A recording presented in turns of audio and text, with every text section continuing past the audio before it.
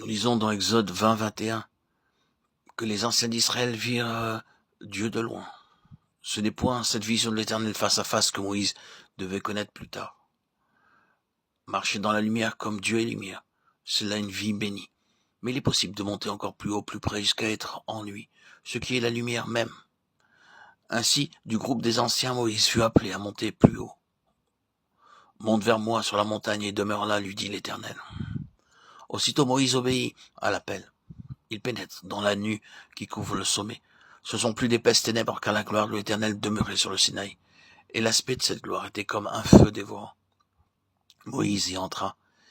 Il y demeura 40 jours et 40 nuits. Les 6 premiers jours se passèrent dans le silence et l'attente. Ensuite, Dieu révéla à Moïse ce que devait être le tabernacle, où il demeurerait au milieu des enfants d'Israël. Tout ceci s'applique exactement et merveilleusement à l'expérience chrétienne.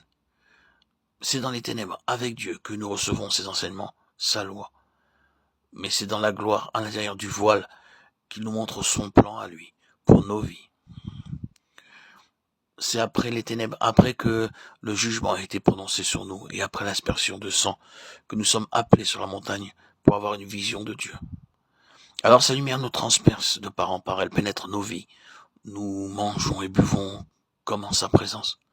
Nous avons communion avec lui, et le sang de Jésus-Christ, son Fils, nous purifie de tout péché. C'est cela seul que nous sommes invités à entrer dans la nuée, à demeurer en cette gloire qui environne l'Éternel, et dont l'aspect est celui du feu dévorant.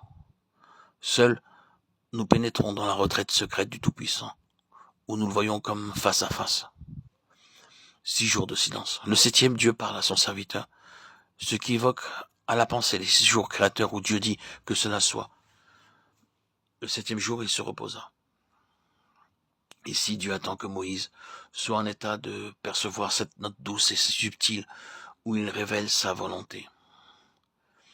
Dans le silence, les visions du camp, les difficultés quotidiennes, le fait du jour s'éloigne, s'estompe, la pensée devient libre. Les bruits de la terre, les pulsations de la vie terrestre n'arrivent plus jusqu'à Moïse. Le 7e jour, nombre qui implique la perfection, Dieu constate que l'instrument qu'il a choisi est prêt à recevoir ce qu'il vient lui communiquer. Ainsi Moïse pourra regarder et garder en son esprit le modèle du tabernacle et de tous les ustensiles que Dieu va lui montrer sur la montagne. Plus tard, il pourra en surveiller l'exécution. Exode 25, 9. Moïse ne fit rien que regarder, recevoir.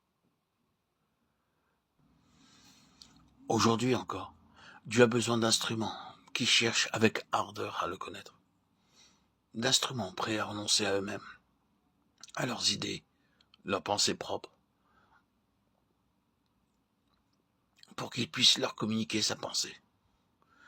Il a besoin d'instruments prêts à aller à l'écart comme Moïse, même si, ce faisant, ils doivent laisser les occupations dont Dieu lui-même les a chargés, pour recevoir de lui le modèle pour l'édification du temple spirituel qu'il veut leur confier.